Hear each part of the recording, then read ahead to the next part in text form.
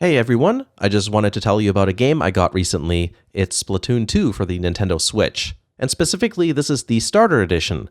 We'll take a look at the stuff that comes with it, and I'll also tell you about some of my early gameplay impressions too. I can tell you that I really like this game a lot.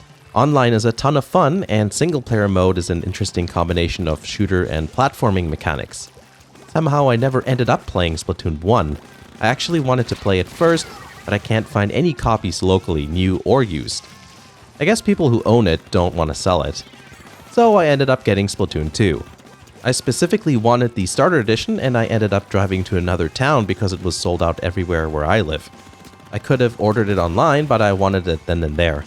The Starter Edition of Splatoon 2 came out on March 16th, 2018. It doesn't cost any more than the regular game, which is awesome. You may remember the Breath of the Wild Explorers Edition from last year, which also came with a bunch of goodies.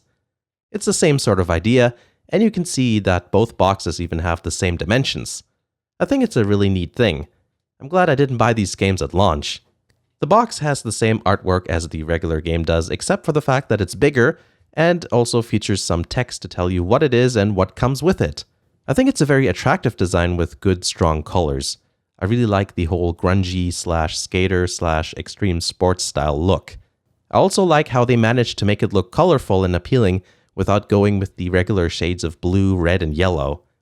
I guess that's what gives it that alternative look. I already opened this up before, so normally the top would be sealed by one of those round, clear stickers, and the game would have been shrink-wrapped too. Other than the game, we also get the strategy guide and some stickers. I'm not going to use the stickers, so I'll leave those as they are. This is the game here. The cover is the same as a regular game except for the lack of ESRB ratings and things of that sort. Gives it a clean look.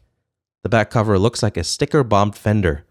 Have you ever seen those cars? It's usually a Mark IV VW or some sort of non-turbo Subaru Impreza or Forester with steel wheels, a roof rack, and a fender that is sticker-bombed. And then on the back window or one of the back side windows, they'll have a little sticker with their Instagram. SubiRumble_69 or something along those lines. Anyway, that's kind of what it reminds me of. Inside we have the cartridge and nothing else. Just a pair of clips to remind you of the good old days when the games had manuals.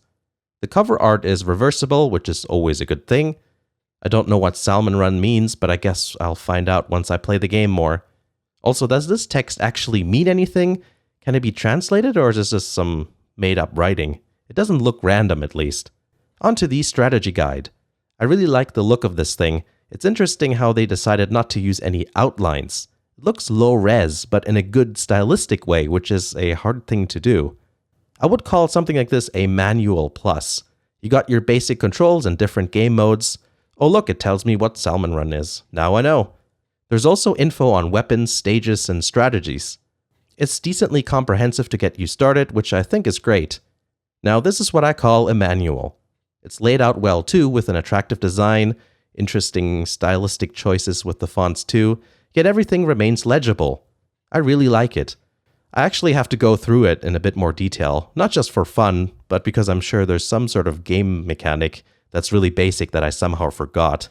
Speaking of gameplay, let me give you some of my first impressions. At this point, I'm at around level 8, so I'm quite the newbie.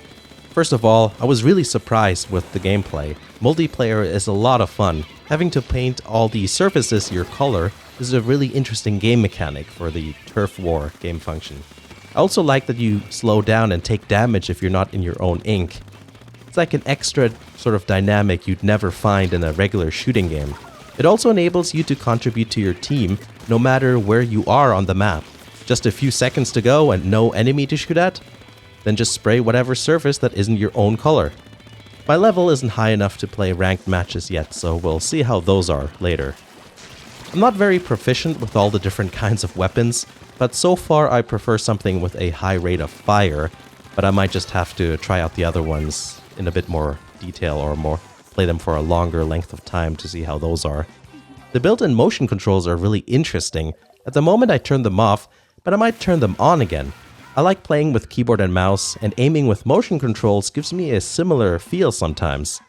Other times it doesn't work out so well, and I have to keep resetting the camera. I'll just have to play around with it more.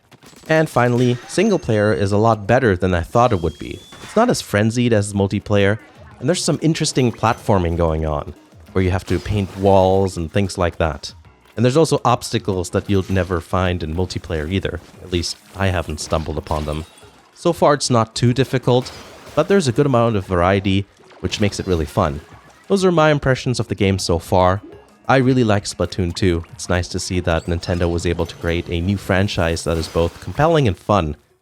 I still want to play Splatoon 1 to see what the differences are, so I'll have to track down a copy eventually. Thanks for watching, hopefully you enjoyed it, and I'll see you again in the next video.